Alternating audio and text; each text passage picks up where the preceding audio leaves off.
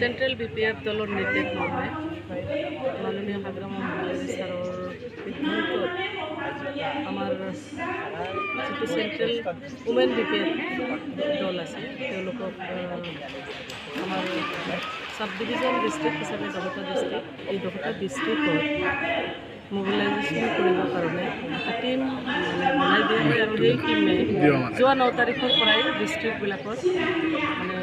তেওঁলোকে মেল মিটিংবিলাক কৰি আছে ডিস্ট্ৰিক্টত মেল মিটিং কৰি আজি আহি পেলাই আমি গোসাইগাঁও জিলাত উপস্থিত হৈছোঁ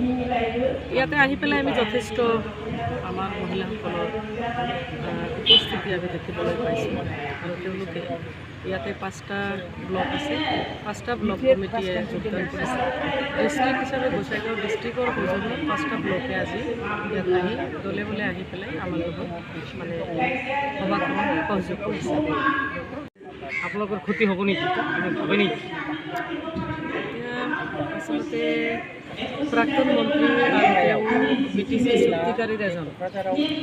মাননীয় চন্দ্ৰমোহন ডাঙৰীয়া ছাৰৰ এতিয়ালৈকে আমাৰ দলত তেওঁ ভাইচ প্ৰেচিডেণ্ট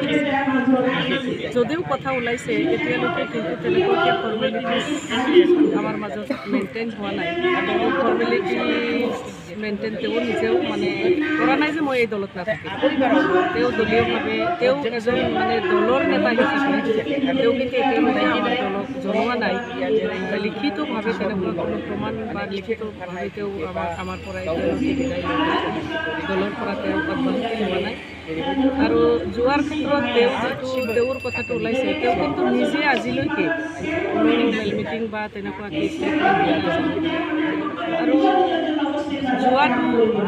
ব্যক্তিগত কথা বুলিয়ে মই ভাবিম কাৰণ এইটো গণতান্ত্ৰিক দেশ এখনত ৰাজনৈতিকভাৱে প্ৰতিজন মানুহৰে ৰাজনৈতিকভাৱে তেওঁ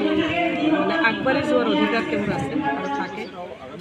তেওঁ যদি যায় এই ক্ষেত্ৰত BPF দলৰ কোনো ক্ষতি নহ'ব আমি ভাবোঁ কাৰণ ইতিমধ্যে আপোনালোকে দেখিবলৈ পাইছে যে আমাৰ যেতিয়া ৰাজ্যসভাৰ MP আছিলে বিশ্বজিৎ দৈমাৰী ডাঙৰীয়া তেওঁ কৈছিলে তাৰপিছত আপোনালোকৰ গোসাইগাঁৱৰে যিজন আমাৰ এতিয়া বৰ্তমান EM ৰেওৰেৱা নাৰ্জাৰী ডাঙৰীয়া তেওঁলোকেও কৈছে তথাপি কিন্তু BPF দলৰ জনপ্ৰিয়তাটো কোনো গুণে কম নাই BPF একমাত্ৰ দল যে সকলো জাতি জনগোষ্ঠী BTC অঞ্চলত উন্নতি কৰা নহয় আচলতে আপোনালোকে জানে এখনো নহয় আপোনালোকে জানে যে আমি 17টা চিট পাইছিলোঁ দল হিচাপে BPF দল মানে 1 নম্বৰত আছে আমাৰ দলে যেতিয়া গভৰ্ণমেণ্ট কৰিব নোৱাৰাৰ কাৰণে আমাৰ BPF দলে কিন্তু আজিৰ দিনলৈকে আমি কোনো ধৰণৰ তেনেকুৱাকৈ দলৰ যিটো মানে কি ক'ম দলৰ যিটো মানে নেতাকৰ্মীসকলৰ যিটো মনোবল সেই মনোবলটো অটুট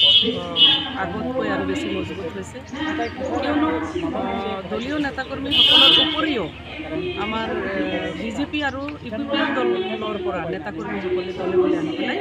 আমাৰ দলত যোগদান কৰি পেলাই আৰু আমাৰ দলটো বেছিকৈ মজবুত কৰাৰ ক্ষেত্ৰত আমাক সহায় কৰিছে আপোনালোকৰ দলত আমি 2006 চনৰ পৰাই বলিষ্ঠ পদক্ষেপ লৈ পেলাই আমি কাম কৰি আহিছোঁ আগন্তুক লোকসভাত আমাৰ কোকৰাঝাৰ লোকসভা আৰু দৰং ওদালগুৰি লোকসভাত আমাৰ কেণ্ডিডেট থাকিব ইতিমধ্যে মাননীয় হাগ্ৰাম ছাৰে প্ৰকাশ কৰিছে আৰু সেই মৰ্মে আমাৰ BPF দলৰ আমাৰ মহিলা BPF দল হিচাপে আমাৰ বলিষ্ঠ পদক্ষেপ লৈ পেলাই আমি দায়িত্ব লৈ পেলাই আমি BPF দলৰ হৈ আমি কাম কৰিম আৰু আমাৰ প্ৰাৰ্থী নিশ্চয় জিকিব প্ৰাৰ্থীক জিকাই অনাৰ কাৰণে প্ৰমোদ বড়ো ডাঙৰীয়াৰ কাৰুকাৰ্যবিলাক আমি গাঁৱৰ হৈ যাই পেলাই ৰাইজ সচেতন ৰাইজে বুজি পাইছে আমি সেইবিলাক প্ৰচাৰ কৰিম আৰু হেৰুৱা BTCৰ যিবিলাক মানে পাৱাৰ ফাংচন সেইবিলাক ঘূৰাই অনাৰ কাৰণে আমি সক্ষম